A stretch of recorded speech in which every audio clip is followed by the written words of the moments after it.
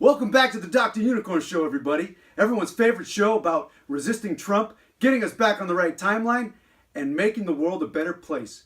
Today's a special episode. We've watched the story time with Dr. Unicorn. It's going to be kind of like that. I want everyone to start thinking about that old fairy tale, Princess and the Pea. Get that going inceptioned into your mind for a minute. But today's story actually comes to us from Instagram. Now, Dr. Unicorn doesn't yet have an Instagram. But we are on other social media platforms. Of course, YouTube, where you're watching right now. Please like, subscribe, share, comment, etc. We're also on Facebook. You can follow us there. And we still do a little bit on Twitter as well.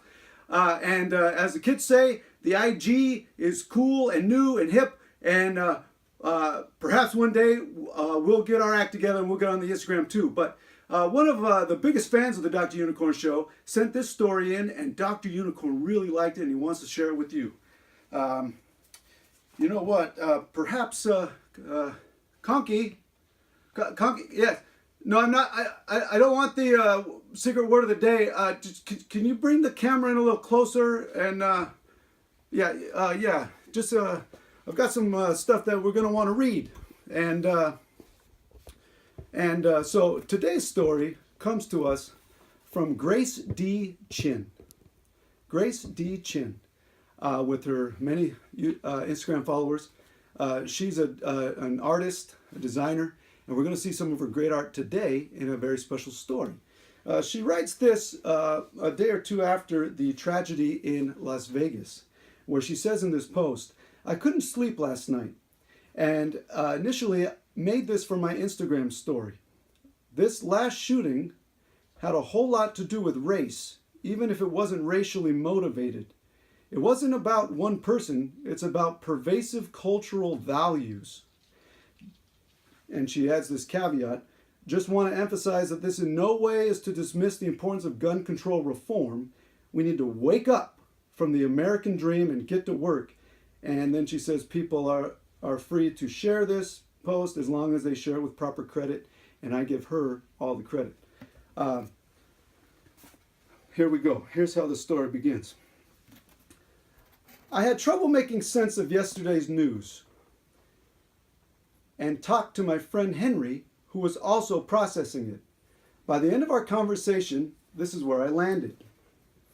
The shooter was not a lone wolf. He may have been alone in the physical act of the crime, but he was aided and abetted by a society that taught him that not only is violence permissible, it is the birthright of white men. America incubated this wolf. There will be a lot of speculating and assuming in the days to come. I agree that we need effective gun policy, but it is just as crucial to change our cultural script on violence and masculinity. My generation in particular was raised hearing false, placating narratives about America.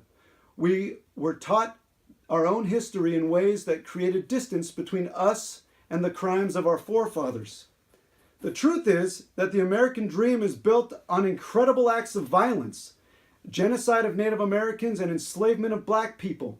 Both of these crimes were perpetrated by white men. Of course, the Founding Fathers wrote the right to bear arms into our Constitution. Those firearms were/are a symbol of the very violence our country was founded on, patriarchal white supremacy. When we react in bewilderment to these mass shootings by white men, it's a denial of the violence that exists in modern American prosperity and hegemony. It's here every day. I'm reminded of the fairy tale of the Princess and the Pea. Why am I so uncomfortable, says the American princess, as she sits atop 20 mattresses on top of a big ugly pea that is the violent beginnings of America, slavery and genocide. Why am I so uncomfortable? We need to stop thinking these incidents are flukes and have nothing to do with us. It's on us to remove those layers of denial so we can see the roots of our country's problem with violence and white masculinity. And there's the P on the bottom saying, "Don't sleep on me. Don't sleep on me." Get woke. Stay woke. The resistance is working. Keep it up. Dr. Unicorn endorses this message. Tune in next time when I'll actually tell you about a time I went to a timeline where there was a state that actually seceded from the Union. Tune in next time. Keep it up. Positive vibes.